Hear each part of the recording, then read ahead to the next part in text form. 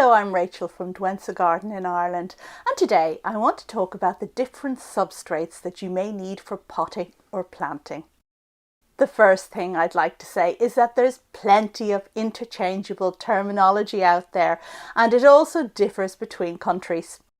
So here in Ireland and in the UK too, we refer generally to the stuff that you buy in bags for your plants as composts. We also use the term potting mix, but compost is the general term. In the US, compost is exclusively the product that comes from the breakdown of organic material, typically on a compost heap. Here we call that stuff compost too, just to confuse you. In the US, however, two widely used terms are potting soil and potting mix, and there's much confusion about which to use. Potting soil tends to be cheaper, unsterilised, and contains garden soil among other ingredients. It's heavy and it's best used in the garden. A potting mix may contain a variety of ingredients from fertiliser to perlite, and it'll be sterile.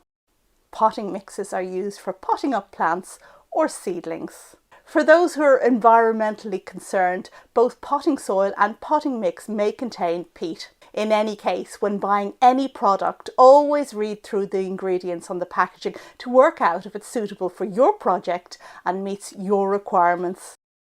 There are specialised pre-packaged mixes out there too, and you can buy mixes for potting orchids, succulents or cacti, African violets, streptocarpus, citrus trees, bonsai trees or acid-loving plants like rhododendrons. All of these contain combinations of different ingredients. So now let's run through some of the basic ingredients that you can buy or create to make your own mixes. Some of the following are sterile, some not, some are organic and some are inorganic. Soil or dirt is a heavy, highly nutritious ingredient.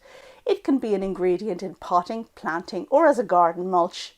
It compacts easily if not mixed with other ingredients. Garden compost is made from decomposed plant and food waste, and it's used as a fertiliser, soil improver or mulch, depending on how well rotted down it is. Leaf mould is usually homemade from decomposed leaves. Well-rotted leaf mould can be used as an ingredient in potting mixes. Less well-rotted leaf mould, like we have here, can be used as a mulch on your flower beds or as a soil improver. Manure, specifically well-rotted horse manure, is an excellent fertiliser or mulch for your garden.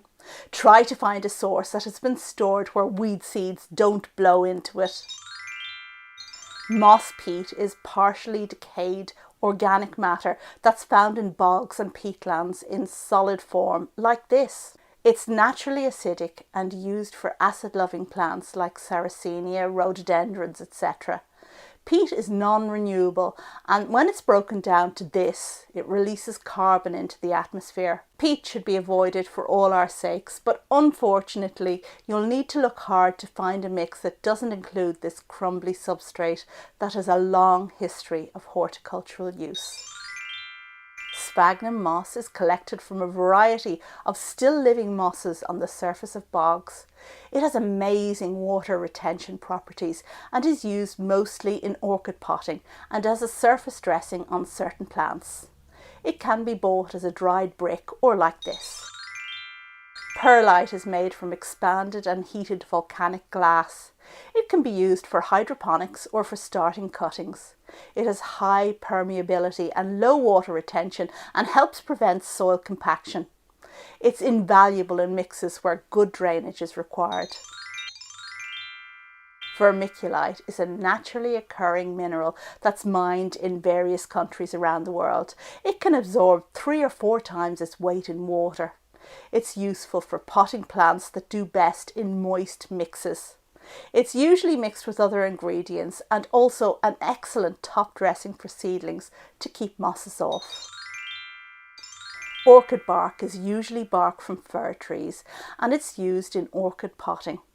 It's composed of large pieces, but you can buy different grades. Besides orchids, this bark can be used for potting other plants that need good drainage, particularly epiphytes like the cheese plant or philodendron.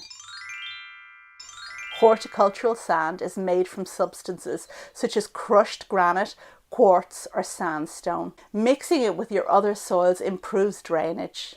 The difference between it and builder's sand is that it's pH neutral. Horticultural grit is similar to horticultural sand, except the pieces are bigger.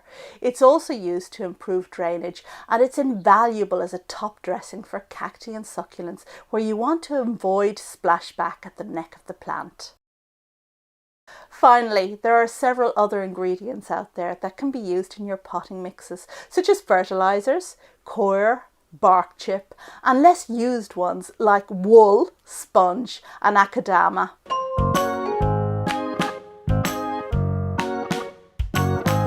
Happy growing!